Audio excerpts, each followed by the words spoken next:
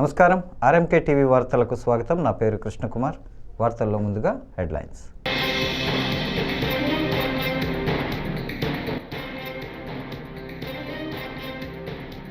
ఏపీలో 31 మంది మావోయిస్టుల అరెస్ట్. ఇంటెలిజెన్స్ ఏడీజీ మహేష్ చంద్ర లడ్డా.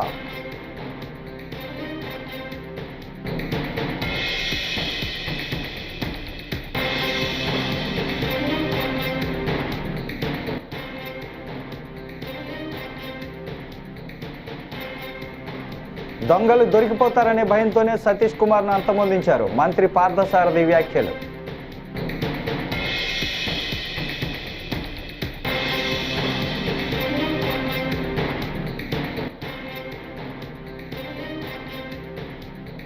రాష్ట్ర రైతులకు కూటమి ప్రభుత్వం మరోసారి దగా చేసింది. కాకాని గోవర్ధన్ రెడ్డి.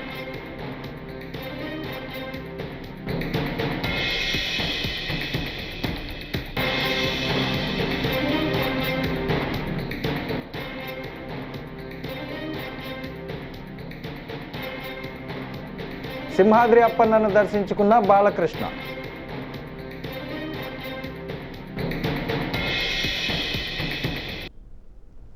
ఇక డీటెయిల్స్ చూస్తే, అల్లూరి సీతారామరాజు జిల్లా మారేడుమిల్లి అటవీ ప్రాంతంలో జరిగిన ఎన్కౌంటర్లో 6 మావోయిస్టులు మృతి చెందారని ఏపీ ఇంటెలిజెన్స్ ఏడీజీ మహేష్ చంద్ర లడ్డా తెలిపారు.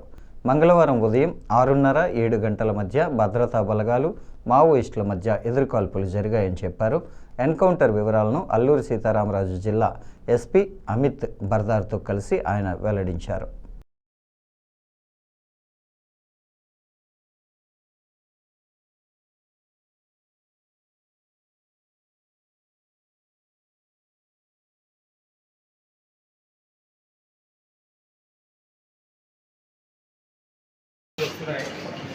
ఛత్తీస్గఢ్లో పోలీస్ యాక్షన్స్ కంటిన్యూస్గా జరుగుతున్నాయి. దానివల్ల కొంతమంది మావోయిస్ట్ ఆంధ్ర వైపు రావడానికి చూస్తున్నారు. కంటిన్యూస్గా లాస్ట్ 1.5 months నుంచి వాచ్ పెట్టి మూమెంట్స్ అబ్జర్వ్ చేస్తున్నాము. దానిలో కొంతమంది సిటీలో షెల్టర్ తీసుకోవడానికి ప్రయత్నం చేశారు. కొంతమంది అడవిలో కంటిన్యూస్గా మూవ్మెంట్ ప్రయత్నం చేయడానికి లాస్ట్ 1-2 days నుంచి ఒక స్పెసిఫిక్ ఇంటెలిజెన్స్ డెవలప్ అవుతే ఏఎస్ఆర్ పోలీస్ ఆపరేషన్ లాంచ్ చేస్తే ఈరోజు మార్నింగ్ అరౌండ్ 6:37 మధ్యలో మారేడుమల్లి నార్త్ సైడ్లో it is just now they have been arrested. So ఒకసారి దాని మీద ఫర్దర్ ఇన్ఫర్మేషన్ వస్తే ఇప్పటి వరకు వచ్చిన ఐడెంటిఫికేషన్ ప్రకారం central committee member, 1st battalion commandant Madimi Gidama ఒకరు, అలాగా ఆయన భార్య రాజే ప్లస్ ఆయనతో పాటు 4 మంది చనిపోయారు, కొంతమంది పారిపోయారు. ఇది సందర్భంగా ఈ ఆపరేషన్స్ కంటిన్యూ చేస్తే సిటీస్లో లైక్ కృష్ణా డిస్ట్రిక్ట్స్, విజయవాడ, కాకినాడ ఇప్పుడు వచ్చిన సమాచారం ప్రకారం 31 members మావోయిస్ట్ని అరెస్ట్ చేయడం జరిగింది. ఈరోజు మార్నింగ్ నుంచి ఇప్పటి వరకు ఆ కన్సర్న్ జిల్లాలో ఎస్పీస్ డీటెయిల్స్ ఇస్తారు. దానిలో 31 members మొట్టమొదటి బ్రేకప్ ఏంటి అంటే 9 members మన సెంట్రల్ కమిటీ మెంబర్ దేవ్జీ ఆయన సెక్యూరిటీ టీం వాళ్ళు ఉన్నారు. ఇప్పటి వరకు వచ్చిన ఇన్ఫర్మేషన్ ప్రకారం మీకు చెప్పడం జరుగుతుంది. ఇది ఎన్కౌంటర్లో total recoveries AK-47 2, pistol 1, revolver 1, single bore weapon 1, electronic detonators 15 bundles 25 each,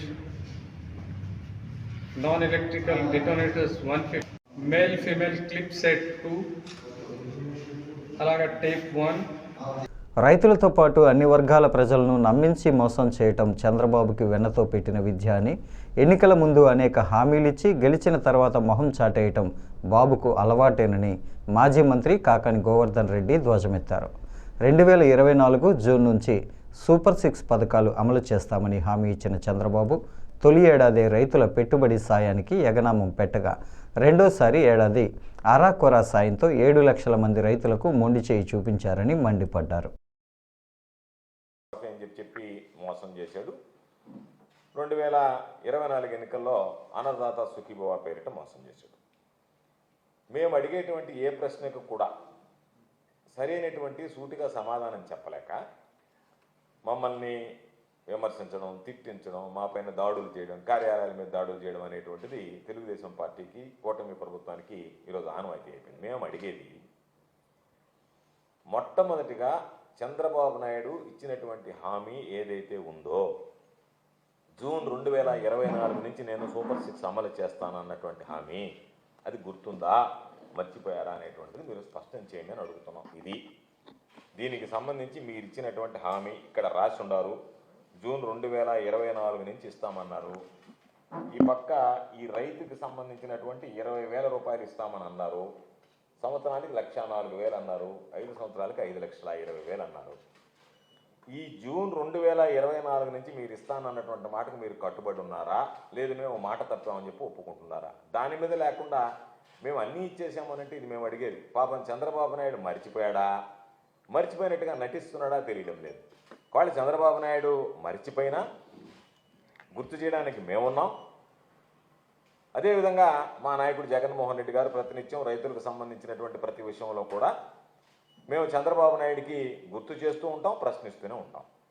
కాబట్టి మీరు చెప్పినటువంటి వాగ్దానాలే అనేక రకాలైనటువంటి ఇవన్నీ కూడా మీరు ఇచ్చినటువంటి జూన్ 2024 కల్లా ఇస్తానని చెప్పి చాలామందికి సంబంధించి మీరు ప్రమాణ పత్రాలు, మీరు దానికి సంబంధించి ఇచ్చినటువంటి గ్యారెంటీలు, వాటికి సంబంధించినటువంటి కాగితాలు ఇవన్నీ.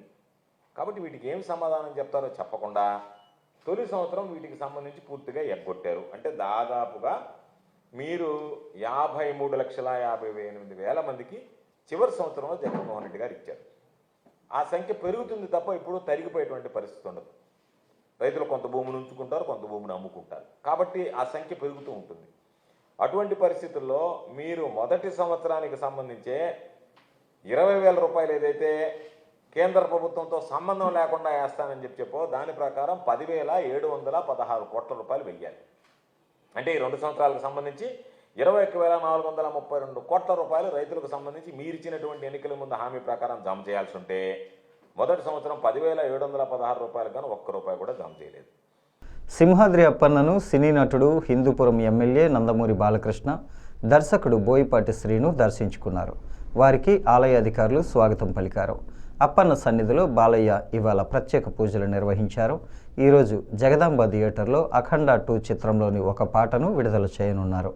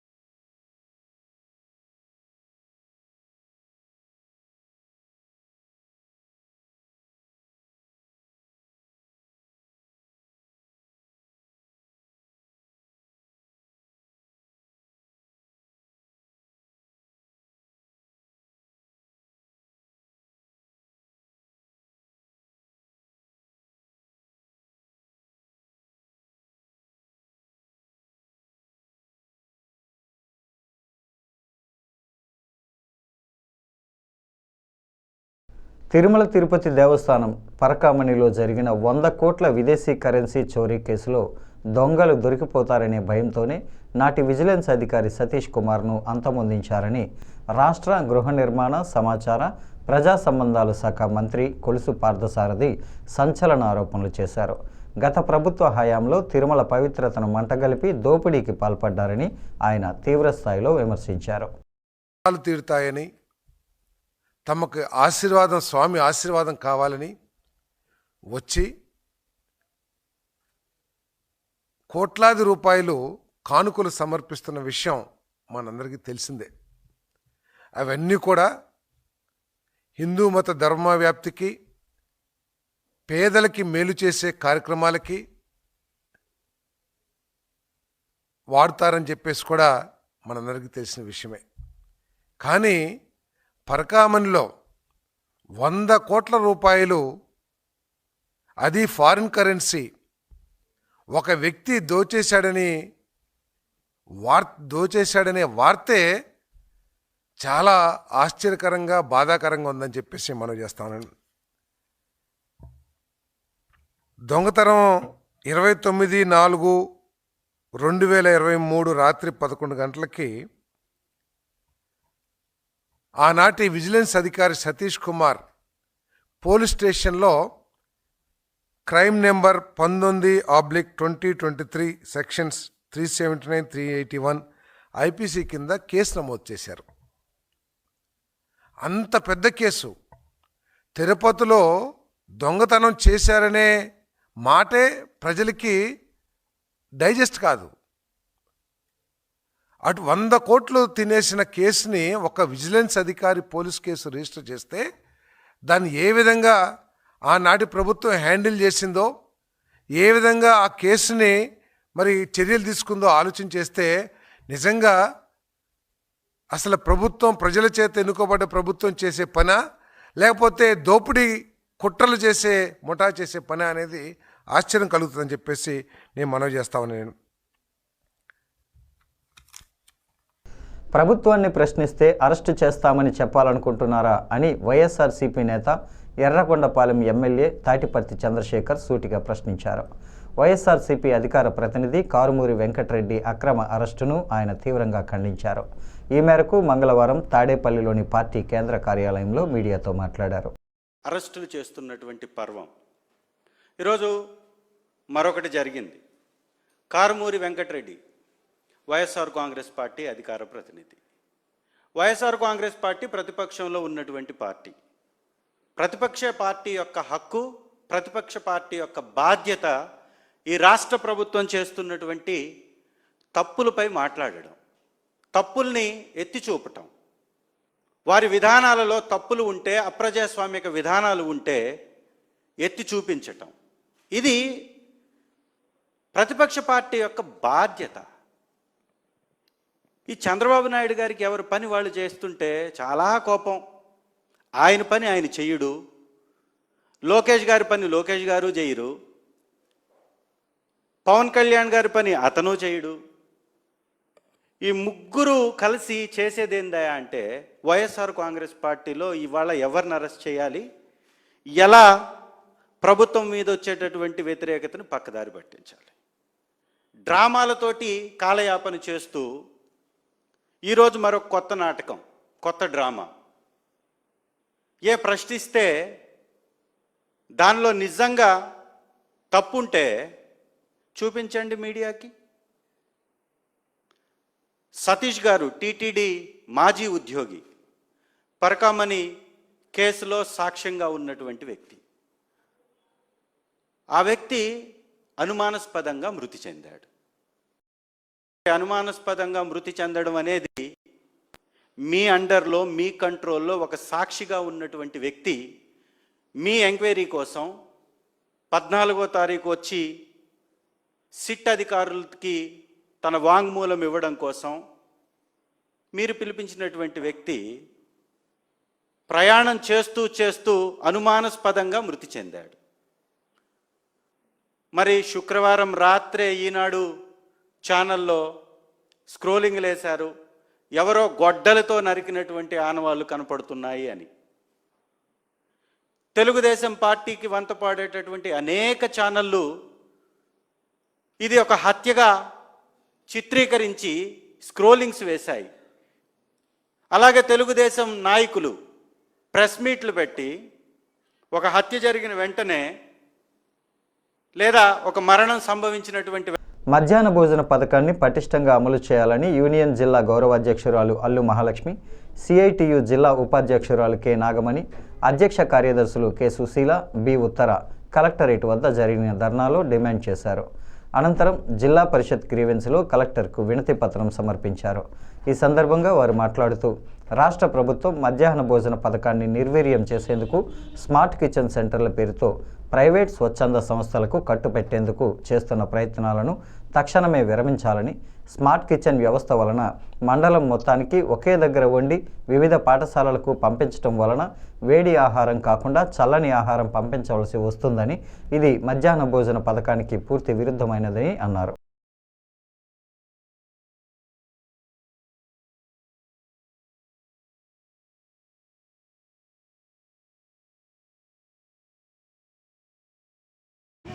శ్రీకాకుళం జిల్లాలో స్మార్ట్ కిచెన్లు వద్దు. రాష్ట్ర ప్రభుత్వం స్మార్ట్ కిచెన్ల ఏర్పాటుని వెంటనే విరమించుకోవాలి. రాష్ట్ర ప్రభుత్వం స్మార్ట్ కిచెన్ సెంటర్లు వెంటనే విరమించుకోవాలి. మధ్యాహ్న భోజన పథకాన్ని పటిష్టంగా అమలు చేయాలి. రాష్ట్ర ప్రభుత్వం స్మార్ట్ కిచెన్లు వెంటనే వెనక్కి తీసుకోవాలి.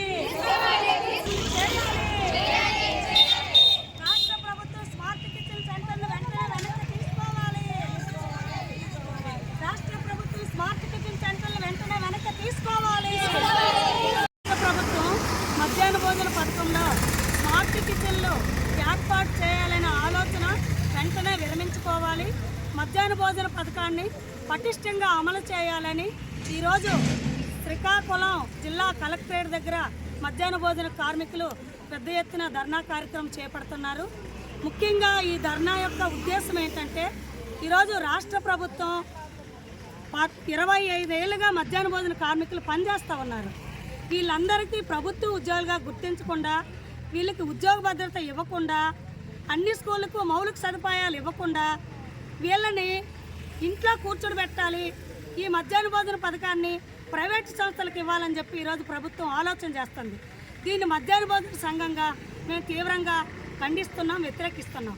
కాబట్టి రాష్ట్ర ప్రభుత్వం ఆలోచన వెంటనే వెనక్కి తీసుకోవాలి. ఎందుకంటే 25 ఏళ్ళ నుంచి మధ్యాహ్న భోజన కార్మికులు సుప్రీంకోర్టు ఏదైతే తీర్పిచ్చింది, పిల్లలకి వేడివేడిగా పౌష్టికాహారం అందించాలి, పిల్లలకి రక్తహీనత లేకుండా చూడాలి, పిల్లలందరూ కూడా బడిబాటు పట్టాలనే మంచి లక్ష్యంతో ఈరోజు దేశవ్యాప్తంగా కేంద్రపాలిత ప్రాంతాల్లో కూడా మధ్యాహ్న భోజన పథకం అమలవుతుంది. మరి ఈ పథకాన్ని పటిష్టంగా అమలు చేయకుండా నీరుగార్చే విధంగా ప్రైవేట్ ఏజెన్సీలకు ఇవ్వడానికి ఈ రాష్ట్ర ప్రభుత్వ ఉద్దేశం ఏంటని చెప్పి ఈరోజు మేము మధ్యాహ్న భోజన సంఘంగా రాష్ట్ర ప్రభుత్వాన్ని అడుగుతూ ఉన్నాము.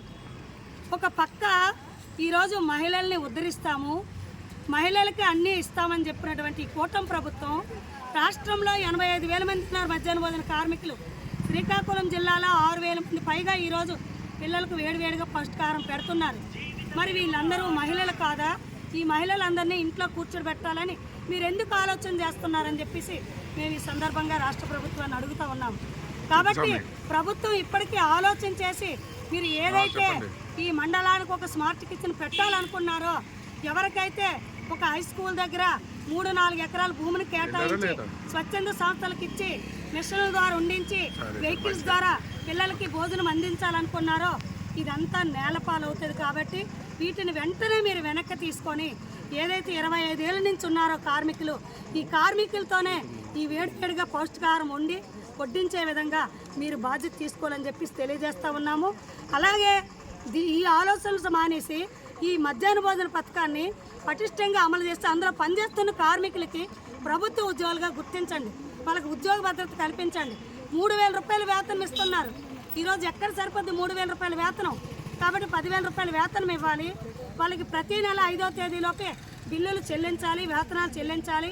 పిల్లల యొక్క మెనూ ఛార్జీలు ఈరోజు బిర్యానీలని, పులిహారీలని రోజుకొక వంట పెడుతున్నారు.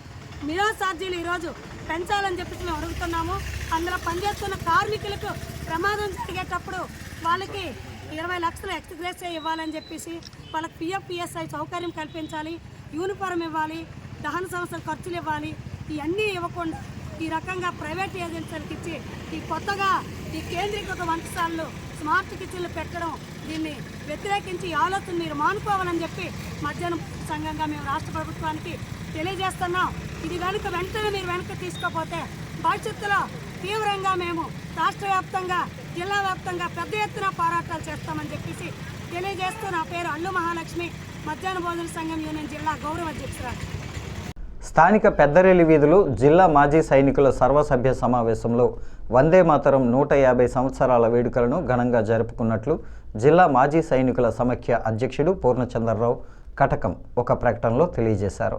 జాతీయ గీతం వందే మాతరం 1875 నవంబర్ 7న బకిం చంద్ర చటర్జీచే రచించబడిందని, స్వతంత్ర ఉద్యమంలో కోట్ల మంది భారతీయులకు స్ఫూర్తి నింపిందని, ఈ సంవత్సరం 150 ఏళ్లు నిండిన సందర్భంగా కేంద్ర ప్రభుత్వం పిలుపు మేరకు తాము సైతం వందే మాతర గీతాన్ని ఆలపిస్తూ ఒక పండుగల వేడుకలు జరుపుకున్నట్టు అధ్యక్షుడు తెలియజేశారు.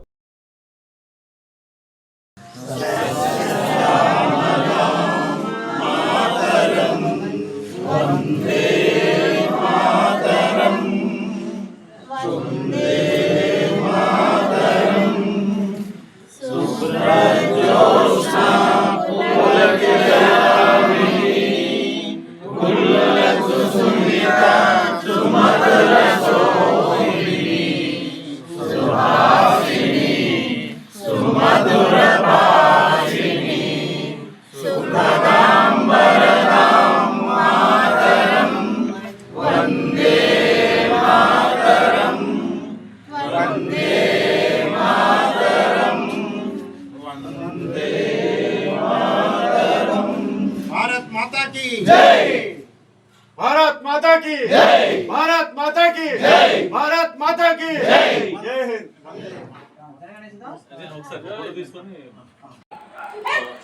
నేను 2025 స్టార్ట్ చేసిన మన డిఎఫ్ శ్రీకాకుళం టీం క్యాలెండర్ 2025 ఆవిష్కరించాం. మన కల్ప గారు కానీ, మన యూనియన్ సివిల్ మినిస్టర్ కానీ, మన జేసీ గారు, మన మిగతా ఆఫీసర్స్ ద్వారా ఆవిష్కరించాం.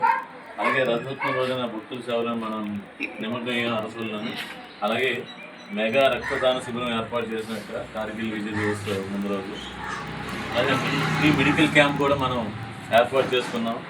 అలాగే మన మేజర్ రామ్ గోపాల్ నాయుడు గారు కీర్తి చక్ర, ఆయన కూడా మన పెన్షన్ చేయగలరు. ఎందుకంటే మన ఆంధ్ర తెలంగాణ మొట్టమొదటిగా కీర్తి చక్ర వచ్చిన వ్యక్తి మన జిల్లా రాష్ట్రాలు ఆయన చేసుకున్నాం.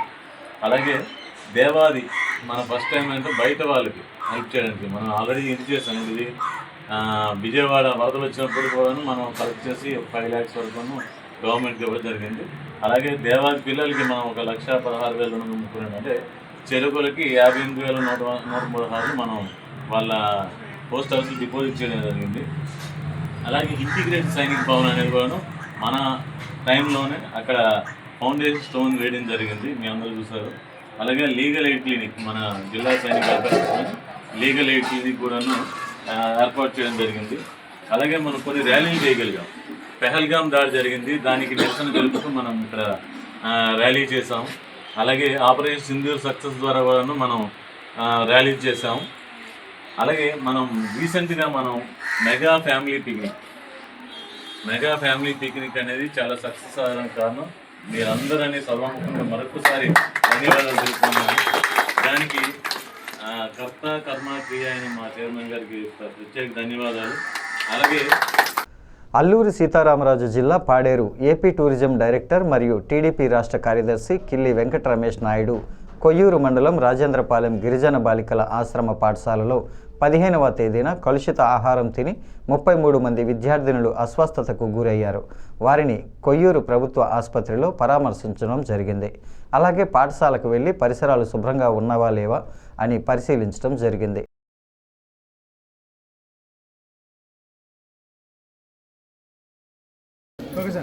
అందరూ నమస్కారం. నా పేరు kill Venkata Ramesh Naidu, TDP state సెక్రటరీని మరియు ఏపీ టూరిజం డైరెక్టర్ని. ఈరోజు మన కొయ్యూరు మండలంలోని రాజేంద్రపాలెం గిరిజన ఆశ్రమ ఉన్నత పాఠశాల బాలికల స్కూల్కి విజిట్ చేయడానికి వచ్చామంటే, ఎందుకంటే మన 15వ తారీఖు కొంచెం సాయంత్రం ఫుడ్ పాయిజన్ అయ్యి ఒక 10 మంది పిల్లలు జాయిన్ అయ్యారని చెప్పేసి వార్తలు వచ్చినాయి. అలాగే ఈ రోజుకి వెళ్తే అది 33 మందికి చేరుకుంది. నిన్న బిర్సా ముండా గారి జయంతి కారణంగా నిన్న రావడానికి అవ్వలేదు. కాబట్టి నేను మొన్న కూడా మన జర్నల స్కూల్కి వెళ్తే 53 మంది అస్వస్థ అయి ఉన్నారు. అలాగే ఇక్కడ రాజేంద్రపురం స్కూల్ దగ్గరకు వస్తే ఇక్కడ 33 మంది అస్వస్థ అయి ఉన్నారు. అలాగే ఇక్కడ పరిసరాలు మొత్తం గమనించడం జరిగిందండి. జరిగిన తర్వాత మేము మెడికల్ ఆఫీసర్ని కూడా అడిగిన తర్వాత వాటర్ కన్జెషన్ ఉందని చెప్పేసి మెడికల్ ఆఫీసర్ అంటున్నారు. అలాగే ఇక్కడ పరిసరాలు కూడా గమనించిన తర్వాత ఏదైతే ఆశ్రమ ఉన్నత పాఠశాల బాలికలు ఉన్నారో అక్కడైతే మాత్రం గెంజి వెళ్ళడానికి అవతల అవుట్లెట్ లేదండి. అది స్టాగ్న్ అయిపోతుంది. ఎందుకంటే ఇక్కడ సుమారు 394 మంది పిల్లలు ఉన్నారు కాబట్టి ప్రతిరోజు నిరంతర ప్రక్రియగానే మనం రోజు అన్నం పెడుతున్నాం కాబట్టి ఆ గెంజి ప్రతిరోజు కూడా మనం కొన్ని 100 లీటర్లతోనే బయటకు వెళ్తుంటుంది. కానీ అక్కడ నుంచి వెళ్తే ప్రహారీ గోడ నుంచి యువతలకి ఆగిపోతే తప్పిస్తారు, ప్రహారీ నుంచి అవతలకి వెళ్ళడానికి ఛాన్స్ లేకుండా పోయింది. కాబట్టి ఏటీడబ్ల్యూ గారు ఈ విషయాలన్నీ మన ఏపీ సార్కి అలాగే కలెక్టర్ గారి దృష్టికి అలాగే పిఓ గారి దృష్టికి తీసుకెళ్ళి ఖచ్చితంగా మీరు వారం రోజులకు ఒకసారి ప్రతి స్కూల్ కూడా విజిట్ చేసి అక్కడ ఉన్న పరిసరాలు పరీక్షించి అసలు ఏమైతే లోపాలు ఉన్నాయో లోపాలన్నీ మీరు పై అధికారులు తీసుకుని వెళ్తే మేము కూడా ప్రభుత్వం దృష్టికి మేము ఖచ్చితంగా ఈ ప్రాబ్లమ్స్ అన్ని తీసుకుని వెళ్తాం. మీ ఏటీడబ్ల్యూగా మీరు ఉన్నారు కాబట్టి మీ బాధ్యత ప్రకారం ఏదైతే మండలానికి ఉన్నారో మండలానికి ప్రతి స్కూల్కి మీరు వారంగా ఒకసారి విజిట్ చేసి ఆ ప్రాబ్లమ్స్ మీరు పైకి తీసుకెళ్తే ఖచ్చితంగా కలెక్టర్ గారు కానీ పిఓ గారికి దీని మీద చర్య తీసుకొని అవతల గవర్నమెంట్ భూమి కాదండి అవతల ఏముంచి పట్ట భూమి ఉంది అంటున్నారు. కానీ వాళ్ళ పర్మనెంట్ సొల్యూషన్ ఏదో ఆలోచించి అధికారులు చెప్తారు కాబట్టి మీరు ఖచ్చితంగా ఇక్కడ జరిగేది అంటే 2 విషయాలు ఇక్కడ. అదొకటి మన కేజీవీపీ స్కూల్ దగ్గరికి వెళ్తే సుమారు స్కూల్కి ఆనుకొనే దరిదాపు ఒక 4 సెంట్లోనే అపరిశుభ్రంగా ఉంది. చాలా వరస్ట్గా ఉందండి అక్కడ. వాటర్ అంతా అంటే పిల్లలు ఇంచుమించుగాను 270 మంది పిల్లలు ఉన్న దగ్గర ప్రతిరోజు 3 పూటలు స్నానాలు చేస్తుంటారు. ఆ స్నానాలు వాటర్ అంతా స్టాగ్న్ అయిపోయింది అక్కడ.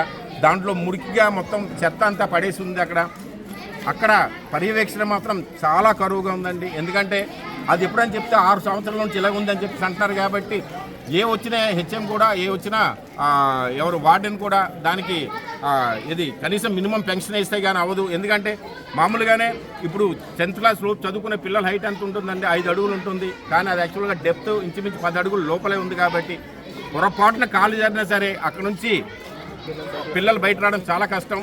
కాబట్టి మేము తక్షణమే వాళ్ళకి ఏం చెప్పామంటే వార్డెన్ కానీ హెచ్ఎం గారు కానీ మీరు కొద్ది పెన్షన్ ఏర్పాటు చేయండి. తర్వాత అప్పుడు డీ గారు వస్తానంటున్నారు, ఏపీ సార్ వస్తానంటున్నారు. ఓకే, వచ్చిన తర్వాత ఎలాగ వర్క్ స్టార్ట్ చేసిన తర్వాత 1 నెల రోజులు 2 నెలలైనా పట్టొచ్చు. కానీ ఈ నెల 2 నెలలైనా సరే మన పిల్లల సెక్యూరిటీ కోసం మీరు తక్షణమే పెన్షన్ అరేంజ్ చేసుకోమని మేము చెప్పడం జరిగింది. వాళ్ళు ఖచ్చితంగా చేస్తాం సార్, రేపటికి అరేంజ్ చేస్తామన్నారు. కానీ ఇక్కడ ఏంటంటే మన పర్యవేక్షణ లోపం అయిందంటే మాత్రం ఖచ్చితంగా మా పిల్లలు మనం లాస్ అవ్వాల్సి వస్తుంది. కాబట్టి ఈ వార్తలు ఇంతటితో సమాప్తం. నమస్కారం.